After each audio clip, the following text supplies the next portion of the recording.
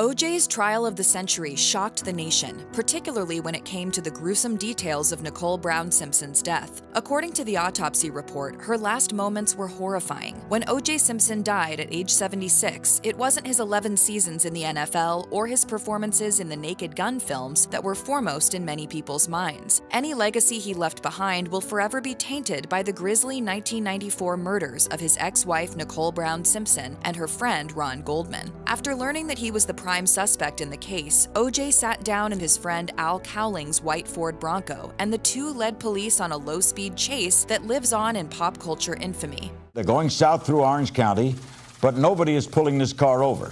O.J.'s shocking behavior had the American public glued to their televisions, and his subsequent trial for the two murders marked the beginning of the 24-hour news cycle. When Simpson was acquitted, 150 million viewers watched him learn that he was a free man. Budding true crime enthusiasts who closely followed the so-called trial of the century on television and in print media learned disturbing details about Nicole and Goldman's final moments. A 1995 report by the Washington Post described how the bloody crime scene was discovered. The testimony of the neighbors who found Nicole's body outside her Brentwood home sounds like the opening of a CSI episode. Nicole's dog had been wandering around the area with blood-soaked fur, and the neighbors were trying to return it to its owner when they, quote, saw a lady laying down in a pool of blood. The details in the coroner's autopsy report were even more disturbing. According to the report, her attacker stabbed her 7 times in the scalp and neck. Cuts on her hands indicated that she had tried to fight back against her killer. The largest wound on her body was a gruesome slash across her throat that was over 5 inches long.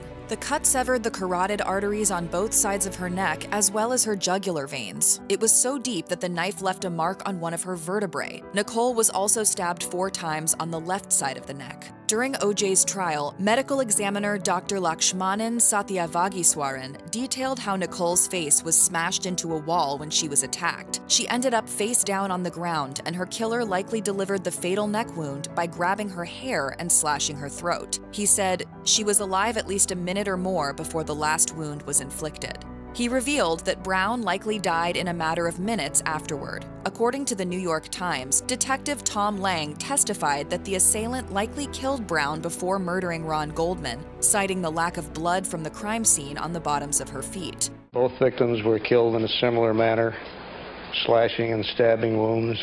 O.J.'s history of abusive behavior was also brought to light during the trial. In 1989, Simpson was arrested and charged with spousal abuse after police were called to the home that he and Nicole shared at the time. The jury heard how a frantic Nicole told police that she was afraid he would kill her. When they arrived at the scene, Simpson had badly beaten Nicole, leaving her with a black eye, a cut on her lip, and other facial injuries. It wasn't the first time Nicole had called the cops on her husband. Hey, just stay on the line. I don't want to stay on the line. You're going to beat the shit. Wait a minute. Nicole and Simpson's 2 children, Sydney and Justin, had been sound asleep when their mother was brutally murdered outside their home. According to CNN, one of the last things Nicole did with her kids before her tragic death was take them out for dinner and ice cream. If you or someone you know is dealing with domestic abuse, you can call the National Domestic Violence Hotline at 1-800-799-7233.